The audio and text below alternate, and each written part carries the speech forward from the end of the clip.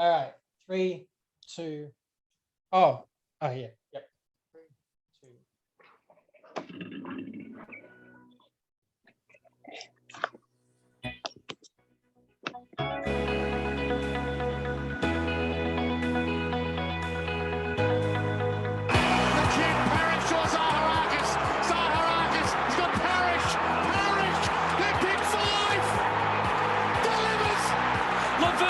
Square, pulses racing everywhere. Oh, who else? McDonald,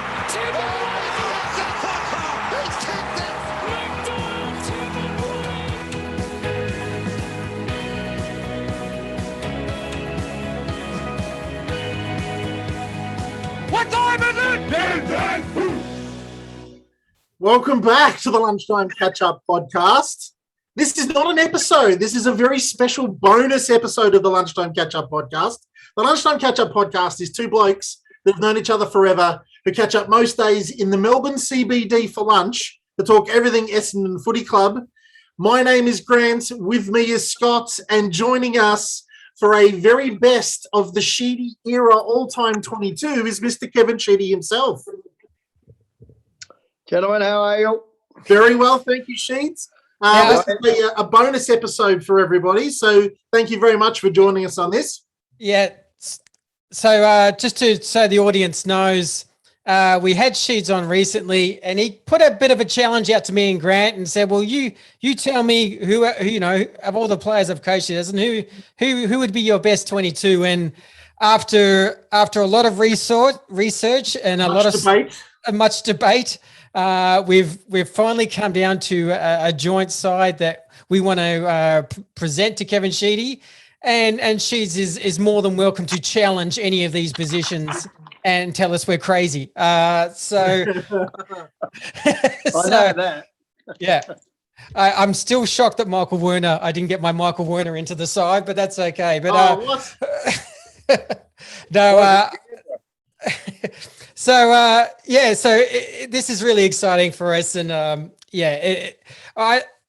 for me, born in '74, my dad was a mad Essendon, and he got me into Essendon. And his favourite player, I remember, even when I was 5 or 6 years old, his favourite player was Ronnie Andrews at the time, and then when I was about 9 or 10 years old.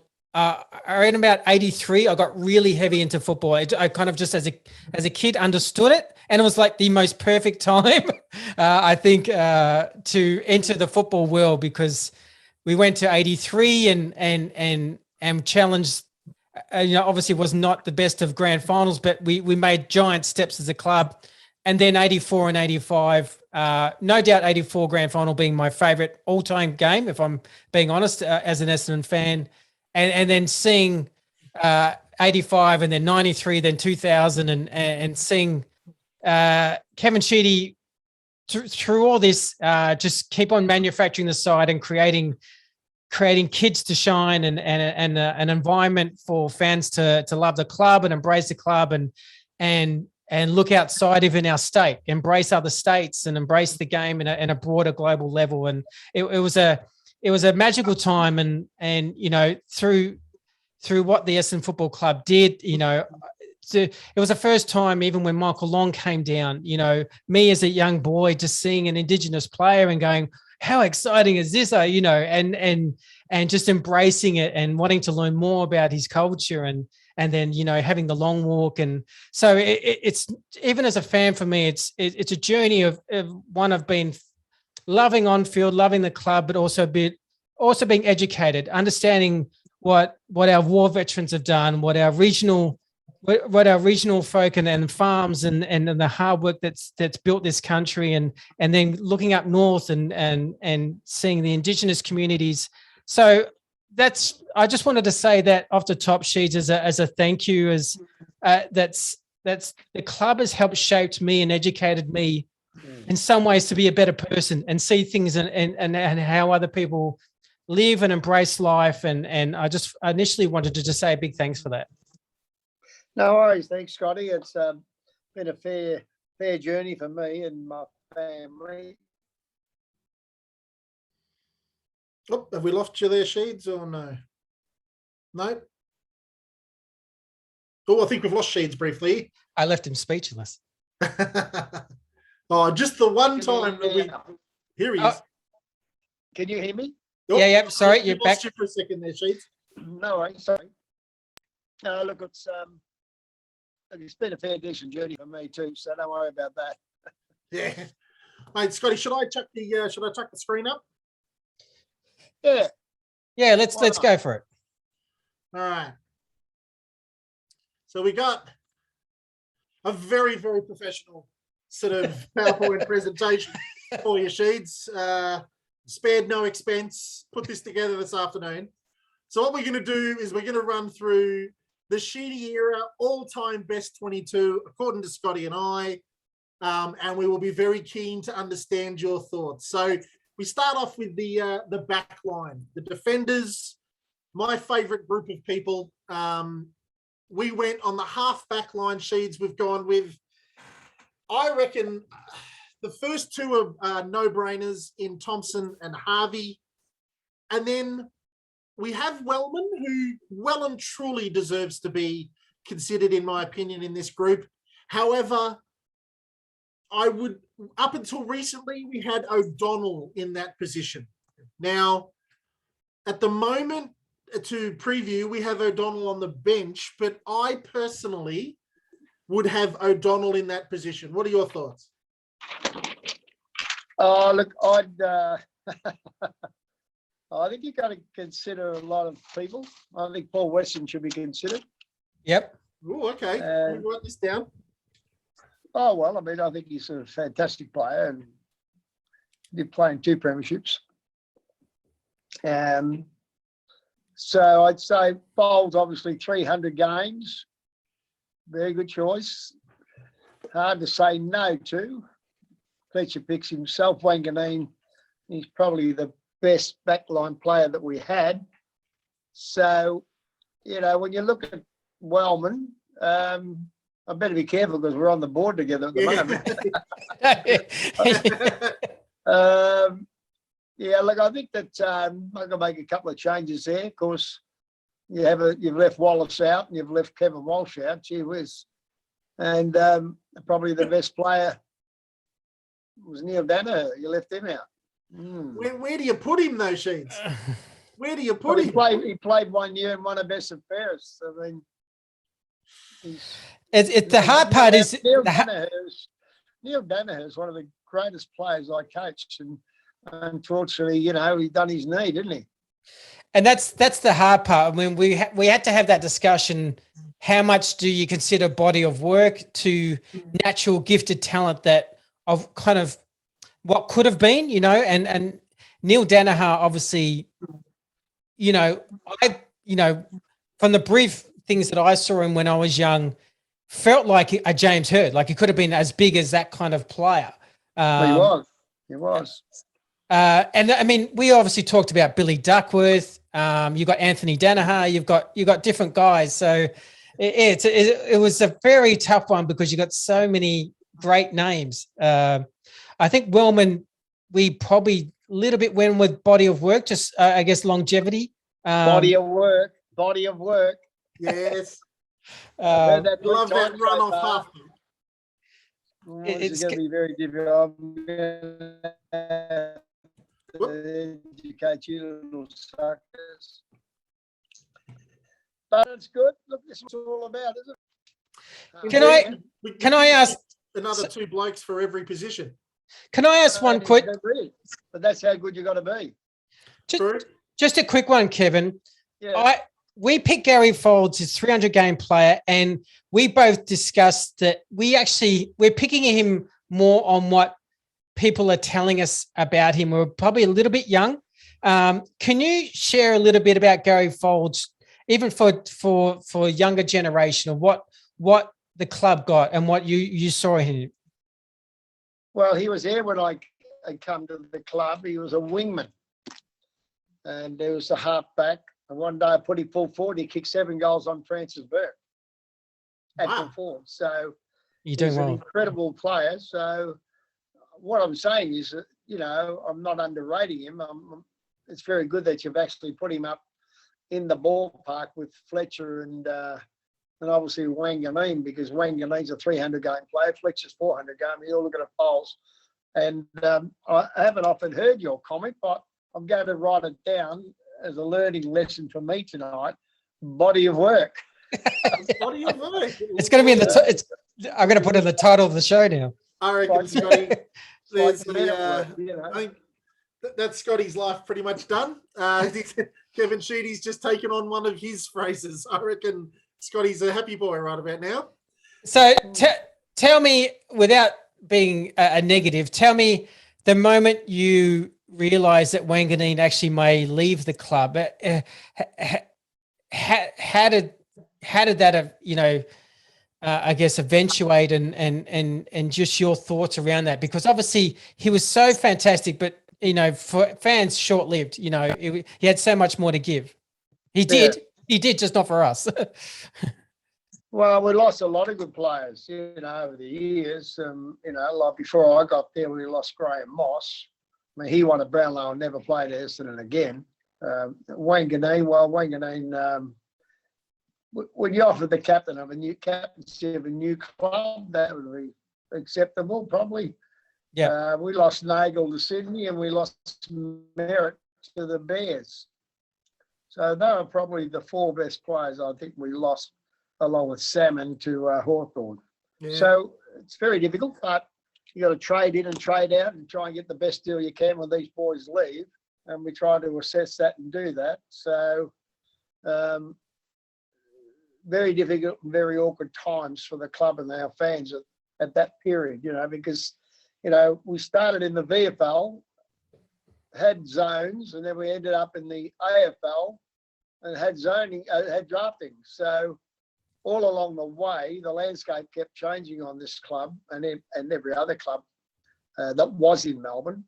So, and then when Fitzroy ended up north and also the Swans ended up in Sydney, in come the other clubs. So, a lot of people look at the history of VFL and never actually work out the crossover of 12 clubs to 18 clubs now, which is another third. It's incredible. Incredible. Excellent. All right. And there's one element too that Very difficult when you're selecting teams. Yeah. There's one element too with the back line, especially I'm just going to say the 93 maybe, is it felt like the half back line was quite small but played tall. Would that make sense? Like the Harvey, Bomber, Grenvold. Yeah, Grenvold. It felt like they played so well, but they were quite undersized in height. They were. Yeah, they were very, very, probably the smallest half-back line in AFL premierships. But they did play extremely well. Mark Harvey could play like a 6'4" player. Bomber Thompson could play about a 6'2". And of course, Grenvold, he was a very strong mark above his head. So they were in height, yes, not that tall, but in marking and aerial contests, so extremely powerful. Yep. So what do we want to do, Grant? Do we go to the centre line? Mate, Go to the centre line. We'll go Give to me what centre you've got on the centre line. You've probably mucked that up too, have you? All right, so we've gone with Smokin' Joe. Smokin' Joe, eh? Smokin' Joe in the middle. One of my favourites in Neagle on a wing, and then just selects himself Michael Long. Well, Michael Long is in Essendon's greatest team ever, so that's a fair enough selection because he picks himself. Yep. And Joe in the city's going to replace Gary O'Donnell, Leon Baker. Gee whiz, this is going to be hard. Well, we might have a it's quite amazing because I could say Sean Denham, you've got two best and fairest to Jason Johnson. And Joe never won a best and fairest, although he was a ball accumulator. Yep. Yeah, so at least, the good thing about selection, like you're doing with me here right now, at least I'm finding out the fans' view, particularly you two Cowboys. Yep. You just like people that excite you or touch the ball, don't you? What do they call it? Body of work. Body of work. That's true. That is true. I really wish I didn't never said that now. Did Merv Neagle come second or third in a Brownlow once? Is He it? was runner-up before the year I come to Essendon Yep. in 1980. 1980 was running up. Brownlow, yeah. And he never won a best and fairest in my time. And I don't think he won one at all. But that doesn't matter.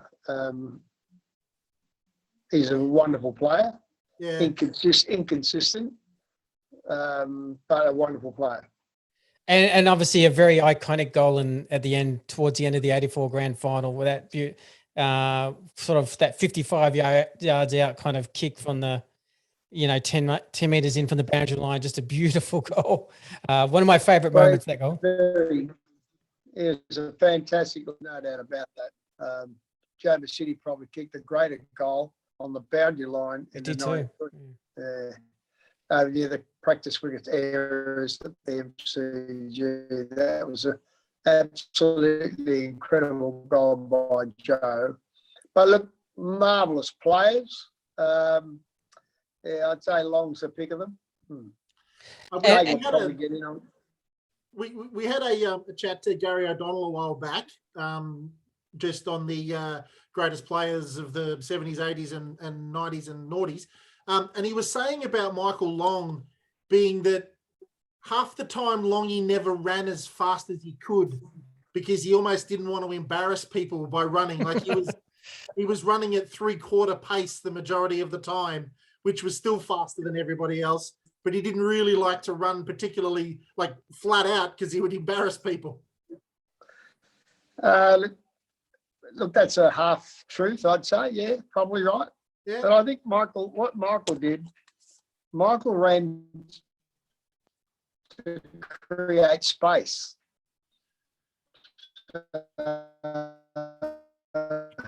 He would try and get around the player because he had the courage to find space on the oncoming tackler. And not a lot of players have the ability and agility to do that. But if he's got a player coming at him, most people would kick the ball hurriedly. Michael would say, no, if he comes at me, I'll get around him. I've got 35 more metres to run with the ball. Yeah. So that's and then kick it. So he gets it 15 minutes before the tackler comes in and kicks it. So he's technically a 75-metre ball carrier. Yep. Yeah. And that's the way you look at it.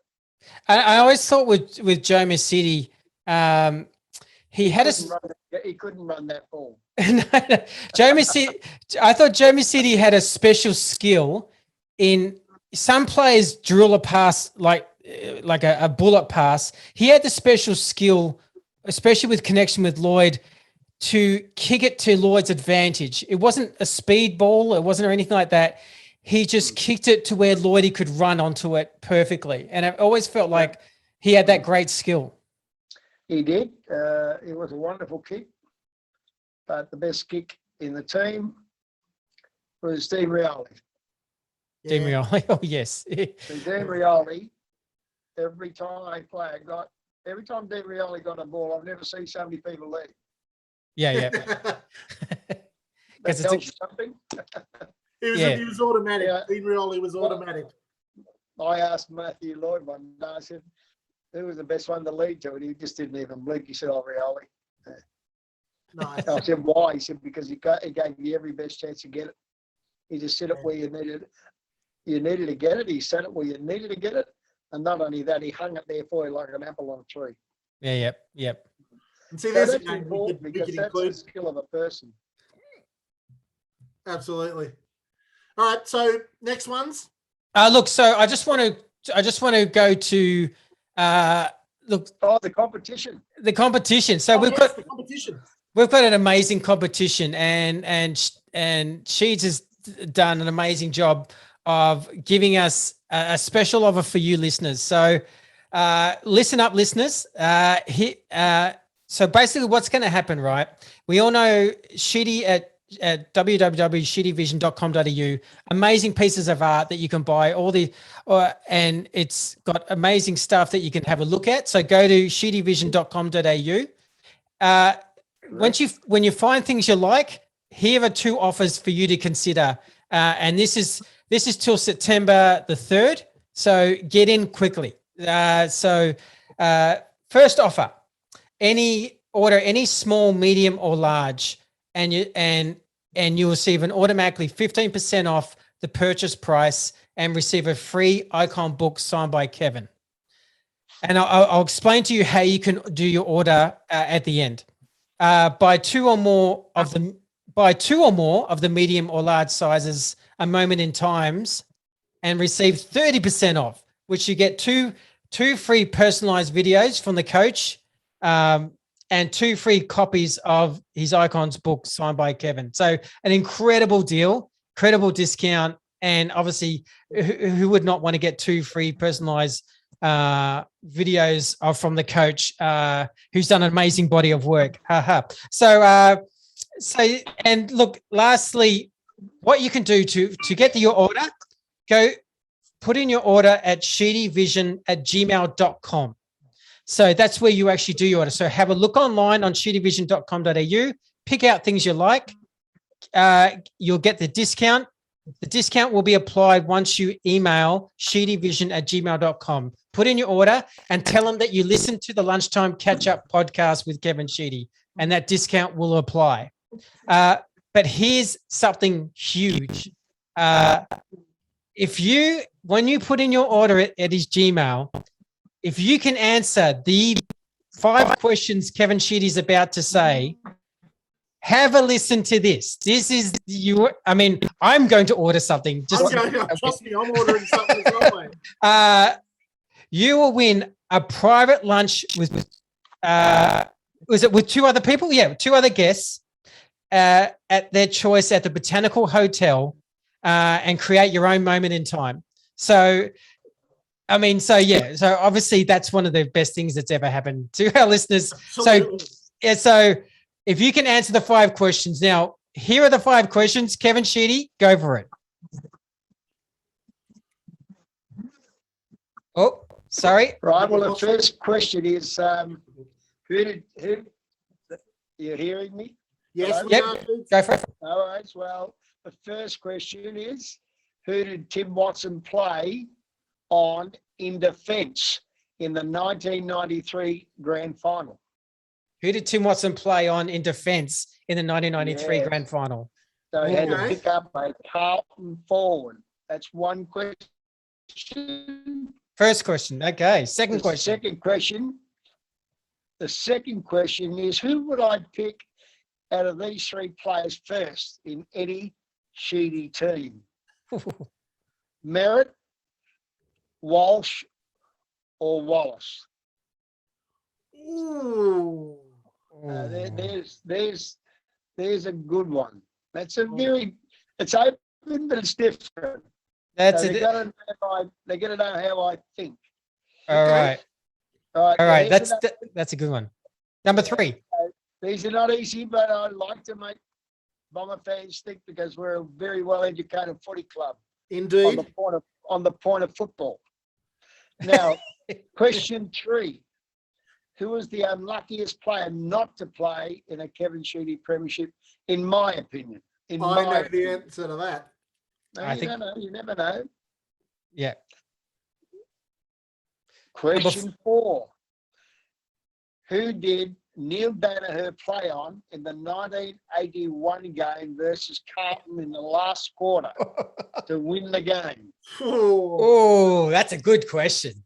I don't knock around. This is going to be a good lunch. We're going to have a lot of good fun. So you've got a bit of research here. Yeah. And the last question is, where did Leon Baker grow up as a kid? Okay. So there's the 5 questions. So, okay, listeners, what you have to do, if you want to get this, have the opportunity to win, first shop at sheedyvision.com.au. Get what you like. Either you can use the offers with the 15% or the 30% discount. But with that, answer those 5 questions within your order, and you could have correct. The nearest is correct. Kevin will be the judge, and you can go out to lunch with 2 other people at Botanical Hotel. There's no bigger prize in Essendon football than that. So orders all go into Sheedy Vision. I'll actually spell it out so everyone knows it. SHEEDYVISION@gmail.com. Send in your orders there and your answers. And we do accept Afterpay. And you do accept Afterpay. Very good point. We'll chuck that up on the page as well. So the offer ends on the 3rd of September.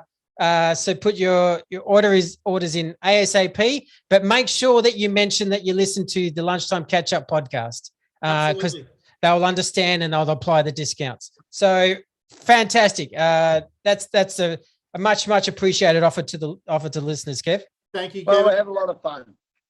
Yeah. Now let's go and work through this debacle side you're fit. All right. Now the ones that get paid all the money to kick the goals, in the words of Dustin Fletcher, the ones that get paid all the money. All right. Half forward. At half forward, we've got Terry Danaher as the captain. We have Hurdy on a forward flank, and then we have the Rolls Royce himself, Mr. Mark McCurry. And Hurdy being vice captain. By the way, sorry. And then we've got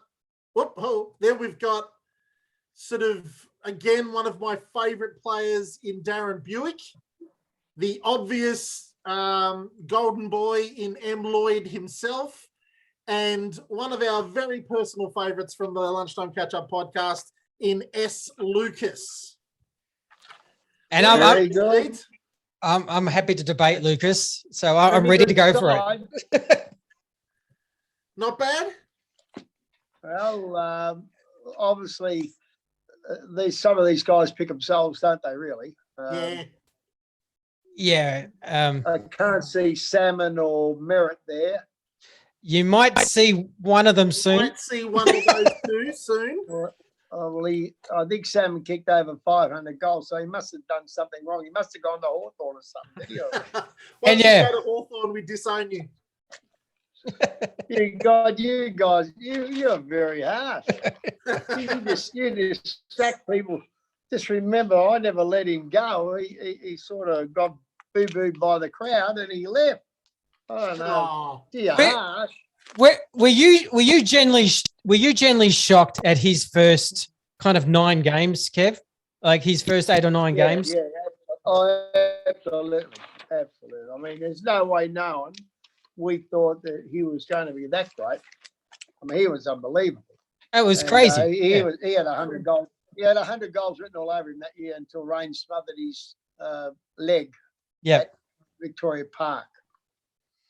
But, like he's been an amazing player. Like he was a ruckman. And I did a little bit of homework on Buick because I've been hard on Buick. I don't know why I'm hard on Buick. I think Darren Buick thinks I'm hard on Buick too. Are you unfair on the skillful players, or are you like the hard nosed? Oh, like you need a balance. Yeah. But Buick kicked 332 goals. So, it's a hell of a lot of goals. He kicked about 8 in his comeback game against Geelong. Tim Watson gets all the ticks for kicking the winning goal in the 93 preliminary final. But as Darren Buick could easily say that he kicked 5 or 6 before Watson kicked that one. Was that who was the? We can get. Who was the recruiter that got him from WA? Noel Jokins. No, Jokins. Yeah, the same old. Yeah. That would have been one of the last Form 4s before zoning come in. Okay. Yep. Yeah, so Michael Long come in about 88 after the 88 Carl in Perth. So that's when drafting started around about middle to late 80s. And Darren Buick would have been signed probably on a Form 4, I think, around about 84 or 5 and come over a year or so later. Wonderful player, but I mean, I must admit I had marked him hard. I marked Simon Madden. I marked very hard, and I look back and I should have been smashed over the head with a broom. And it's quite amazing that basically you got Lloyd and Lucas and came through the same draft. Really, I mean, obviously there was a lot happened around how we got Lloyd, but if I remember too, we may have traded or something like that, even for Lucas or even for his pick. But that was an amazing draft. That's probably one of the great drafts. That's I'm not telling you. No, we let go Delaney. We let go Kick it, maybe? Dale Kickett and Todd Ridley. Todd Ridley. Yep. Yep. And So that was one of the good ones. Yeah. When did now Hurdy Sheeds? I mean, everything that could be said about Hurdy has been said. He's an absolute champion. But when does he really catch your eye? Like when do you really look at him and go, oh, he's got an extra gear? When does he really start to look like a champion in your eyes? Oh, 2 years. Okay. Half a couple.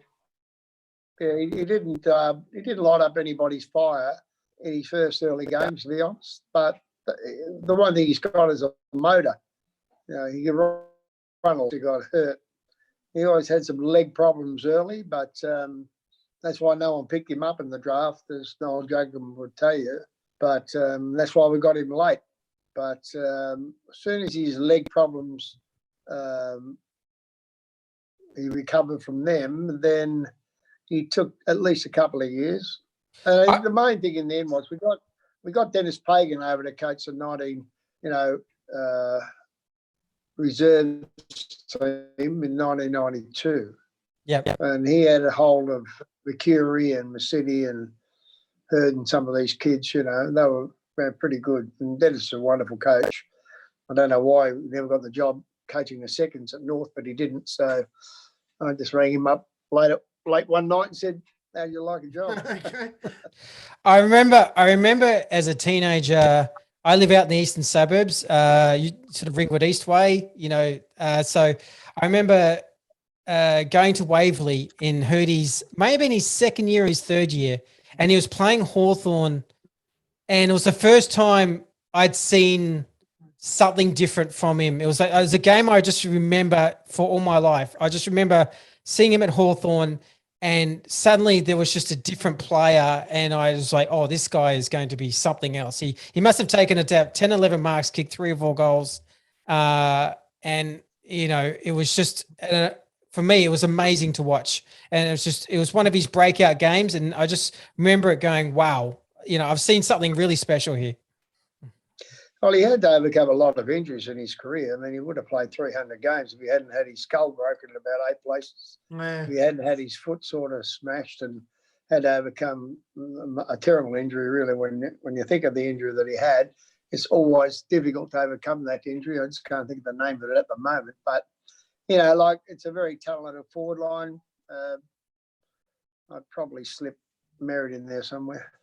I actually, do you know what? I actually thought when we were discussing Merritt, going back and forth, going, what do we do? Because I in the back of my mind, I was like, I reckon he's going to love Roger, but I've got to go with what I think. But we ended up putting probably TD where we were thinking of putting Roger, but we just couldn't help not have TD.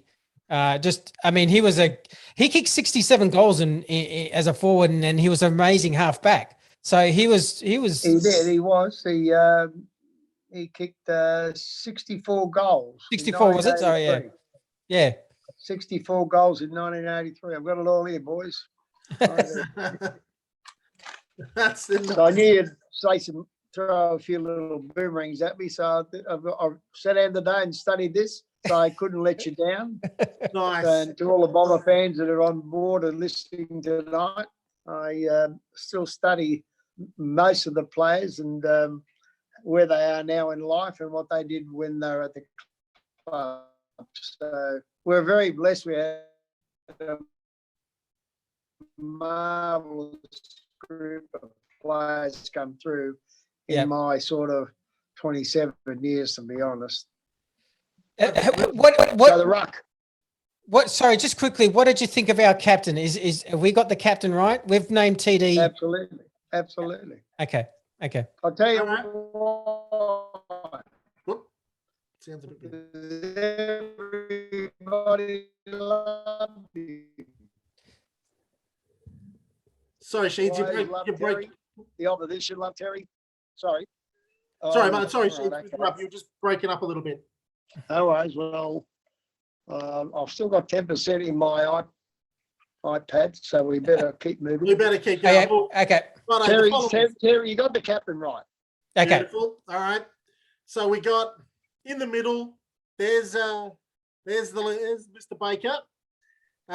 Again, S. Madden selects himself, and I reckon Timmy's got to select himself as well. Of course I do. And Essendon's greatest ever team.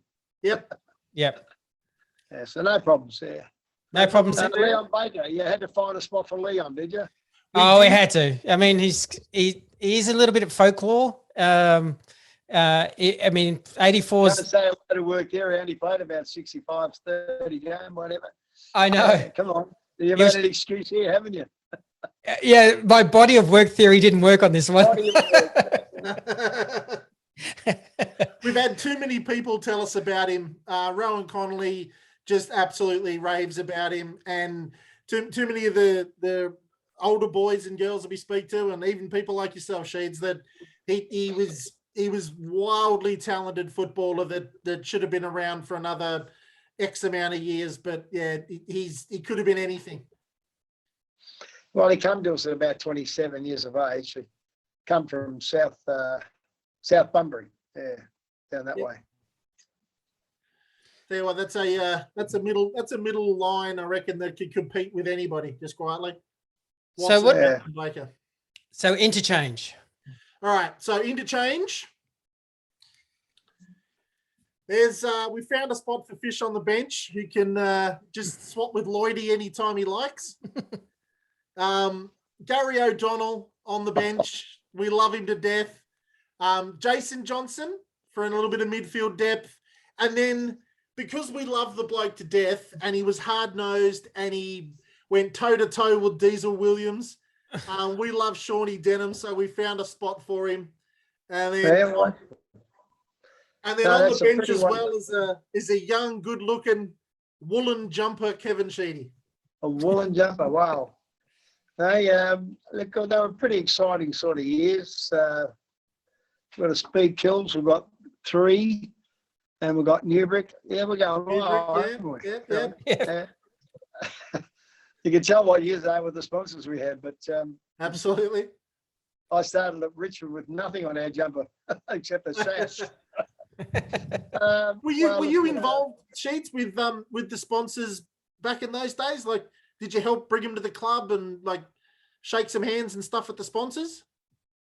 Oh, look, in the end, I probably had a marketing contract along with my coaching contract because, we were building a club from a suburb to a major type of city. Essendon's well known all over Australia now, but it's really a very small suburb.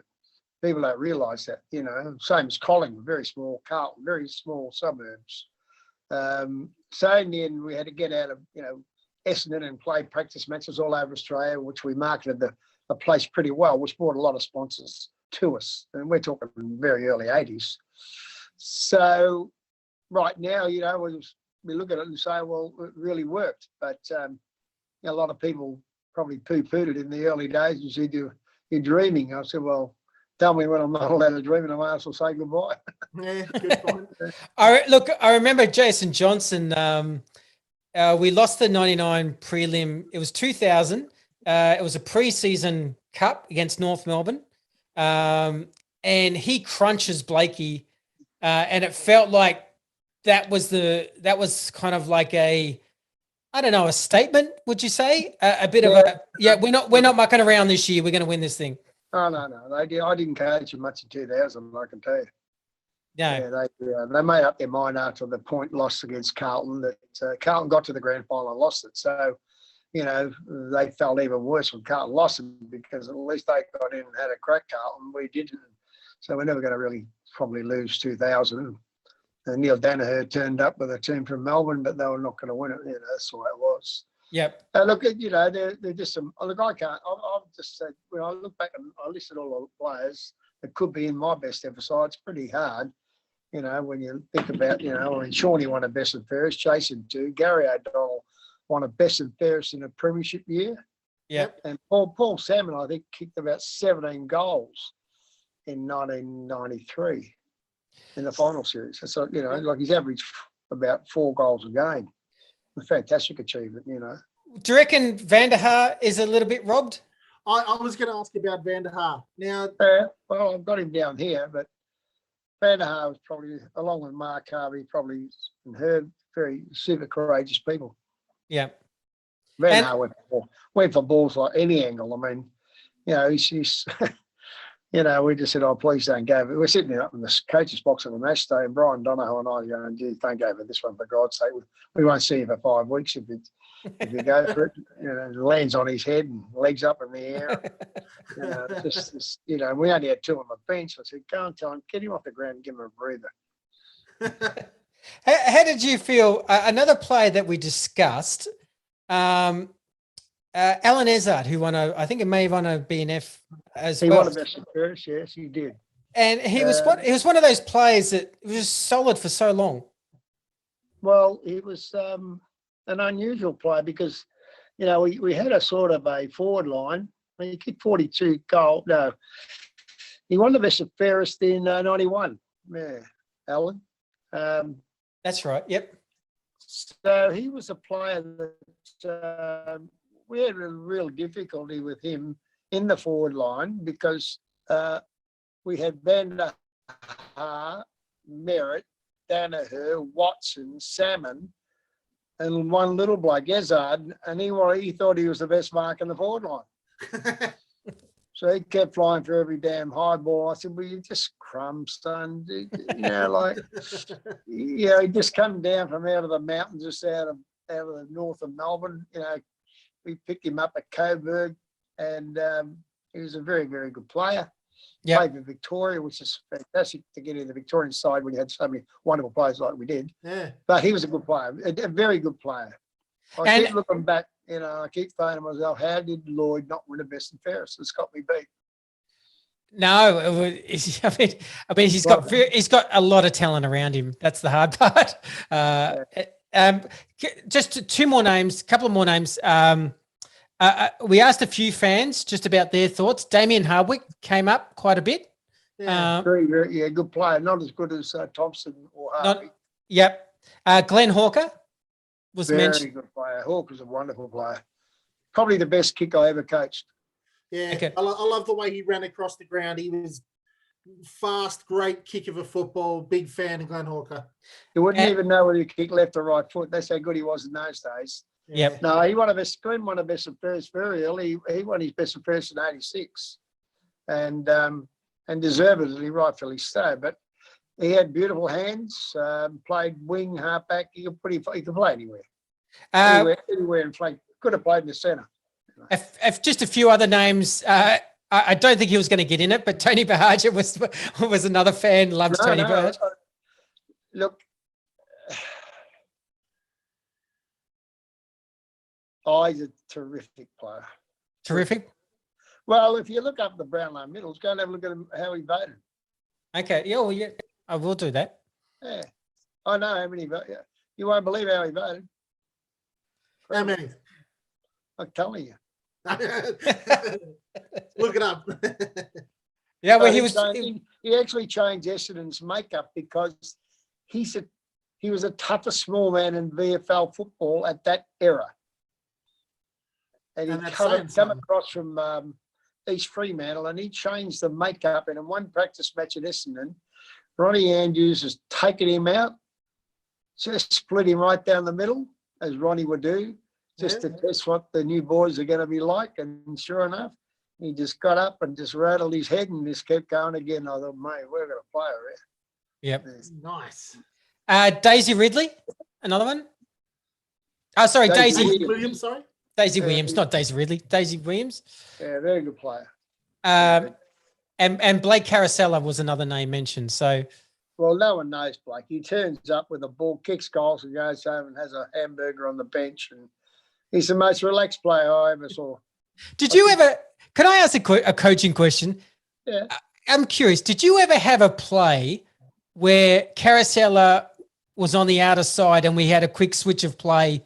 Because it felt like for me as a fan back then, there was so many times we did a switch of play and Carousella was always open in space, and it felt like it was almost a set play. Well, Mark Harvey was the coach of the Forwards. Yep. And Mark Harvey's a very, very good coach.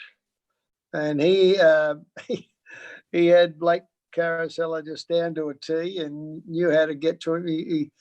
I would have got frustrated coaching Blake, but that's why we departmentalised certain personalities. Yep. And different positions of backline, midfield, and forward line.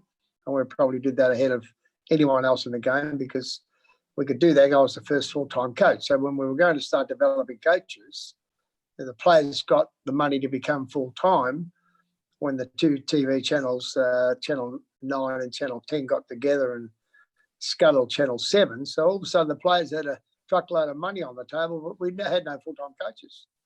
But the players were full-time. Yeah. So we had to really go out and find some coaches, which we did in the end. And we were very lucky, getting Mark Williams, and in the end, Mark Thompson retired, Mark Harvey, Neil Danaher was a fantastic assistant coach for me. So yeah, they all ended up damn good coaches, didn't they? Yeah, absolutely. No. Well, we know you don't have much time on your iPad left, so we I got 5% left. We got 5% left. So, look, I mean, I guess your time. How do you now see your time at Essendon? Is there, from where the club was in we'll just say 1980 to where the club is now, 80,000 plus members, and having the hangar and everything like that. How do you see that whole journey since you started to being a director now? Well, look, I mean, I started going to watch Essendon in 1957, so 56, that period around the Olympics. My parents lived in Essendon. I grew up in Prahran, South Yarra area. Mum and Dad shifted across to get away from the mad Irish Catholics, and I used to go to Windy Hill every second weekend. Only used to be 18 games a year then, 9 trips over to Essendon with my Herald boss. And, I probably 57, I probably just saw the last years of Hutchison, didn't see Reynolds. And so it went on from sort of Jack Clark, who I idolised, along with Louis Shelton, Yep. So Huey Mitchell. Then, so those periods of the last years of Dick Reynolds, and then Coleman took over, saw those two premierships there with John Coleman. Never met John Coleman, unfortunately. He died very, very young. Yeah. But what an incredible person. He looked like a Hollywood superstar and coached like a killer. But he got away with everything, John. Look, I see Essendon now. Well, Essendon, when I went there, was not a lot of people living there. Just a nice small little suburb surrounded by airports. Yep. And there were a couple of race courses at Flemington and Moonee Valley, and down along Maribyrnong there was the munitions factory, and the big freeway. It's getting wider and wider, so there's less houses. So, and there was no homes between, Tullamarine and Sunbury. So we just had to find new ways of finding recruits and finding fans. So that's why we went on the merry-go-round and visited Australia. We just about played in every major regional area in Australia. Yeah. The board were fantastic. They said, okay, if you want to take a risk, but as long as it doesn't cost us any money. I said, well, the gate should pay for the crowd and the accommodation and the flights. And then we set up a recruiting network whilst we were there. And, so and it was basically the start of the AFL. Yeah, true. And it must have a sense of pride even this year, because we've had to play so many interstate against a team that's also doesn't live in the state, if that makes sense, like the Tasmania game. Yeah. It must have a sense of pride when you see the Dreamtime in Perth, the Hawks in the Tassie game, and then Essendon almost has a home crowd feel, because you think back to what you just said and how that's nurtured or grown a club base in each state. And then you see this year the club going by state, whether it's Brisbane, Tassie, and playing all these odd games, and then having Essendon home crowds. Like it's an overwhelming feeling that Essendon has the much larger fan base watching, and it must give you a sense of pride to go, that's the journey where we start off with, and you can see it kind of to a fruition this year. 35 years later, yeah. I think the Dreamtime game opened a lot of eyes up for not only Essendon and Richmond, but also the AFL. Yeah, it was sold out in 17 hours, which is a fantastic effort. That may go on the road again every 3 years or 4 years, possibly. I don't know. Other people make those decisions. All I like to do is work on ideas, Yep. Anzac Day's been a bonus for everybody, just to get everybody educated on understanding about our men and women that have been in war zones. Country games going to be very powerful in the next 5 years as soon as we get out of COVID, because I think that's probably the real golden egg coming, to be honest. And I think that the more we can actually keep building and educating our fan base and everybody in footy and Australian rules and AFL right around the whole of Australia, that's one of the main reasons I went up to the Giants, is to start a team where there's 3 million people. Yeah. Yep. And we're having a talk about starting a team in Tasmania where there's 500,000 people. Yeah. Yep. There's Yep. about 150 different nationalities in West Sydney that didn't have a team of AFL, which is just, there's more people in Western Sydney than there are in West Australia or South Australia. So you had to put it, that's more, by more, not even including Orange and over the Blue Mountains and around, Wentworth, all those sorts of areas. So in the end, then you throw in Wagga, so technically it's very difficult, Absolutely. So look, I think that there's a lot more to do. Yeah. Yeah. At the moment, I just finished my book, Icons of My Life, and it starts with people that have inspired me to not only since I've been alive, but it's been a good journey with John Bertram and Michelle Payne and Ash Barty. What a wonderful young girl. She put tennis back on the mat when the 2 other gooses picked it up. Yeah. It takes women to clean up the mess, doesn't it? Yeah. She's a champion. But, she really is. Yeah. So, guys like Rod Laver and Herb Elliott. So the book's taken all year to do it, and it's gone to print 2 days ago. So what I do now is try and inspire other people through my writing. Yeah. Awesome. Congratulations, Sheed. So if you take into account our side, Sheeds, what are we getting as a mark out of 10? For our side. For you what? For the side that we picked. Our best 22, what do we get a score out of 10? About 65. 65 out of 10. well, that's a high mark. Oh, it is. We'll take that, Sheets. We will take that. Yeah, I'll sit down and correct it tonight and send in the correction papers like a school teacher principal. That's it. This is where you Mate, if I got 65 out of anything at school, I was going well. The principal's going to send us some homework. You haven't put a dud in the team. I just got to shape it a bit for you. All right, we can do that. We'll take that on board. No worries. Well, look, it's been wonderful to talk to you. Yeah. Thank you, to all the Sheets. fans that may be listening, and hopefully they are. But good luck with your show, and Thank you very much, make sure that you become a great show. We are trying, mate. We are trying. We've got. Get rid of the word mediocre in your life and do things that are exciting, and don't waste your time. And concentrate on a body of work. Oh, I'm going out to do weights tomorrow. Nice. No Sheets. Cheers, everybody. Good luck. All right. Thank you, Sheeds. Have a great night. And bye, all the Bomber fans. See you later, guys. Thanks, mate. Yeah. See you later. Right, well, we better wrap it up, Scotty. Yeah, what a fantastic interview, and Sheeds is obviously a treasure. So thank you, everyone. I'm sure that was fun for everyone. Thank you to Kevin. Don't forget the special bonus for everybody for listening throughout the year, and a massive thank you to Sheedy, obviously, for being on with us. Yeah, so don't forget the competition. You can go in any moment and and bid for, or not bid, but purchase any of those things for discounts and possible lunch with Kevin Sheedy with 2 other people. Mate, I'm putting mine in. I reckon you'll get a phone call, Scotty, and we'll head down there.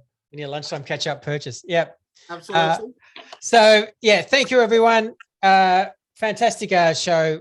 Really, really special for us as longtime Essendon fans. That's Grant myself. There's not much else to say, but this is the Lunchtime Catch Up signing off, and talk to you soon. See you guys.